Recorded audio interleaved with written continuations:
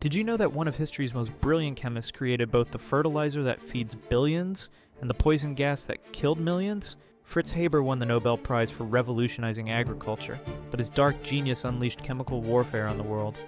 In 1915, Haber personally supervised the first poison gas attack at Ypres.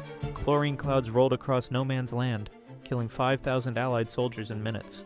His wife Clara, also a gifted chemist, begged him to stop. She argued that chemical weapons perverted science and violated the laws of war, but Haber refused. He was already planning larger attacks.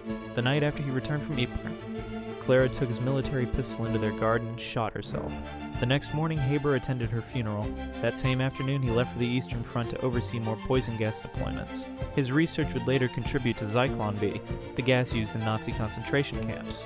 Despite his Nobel Prize, Haber died in exile, forever remembered as the father of chemical warfare.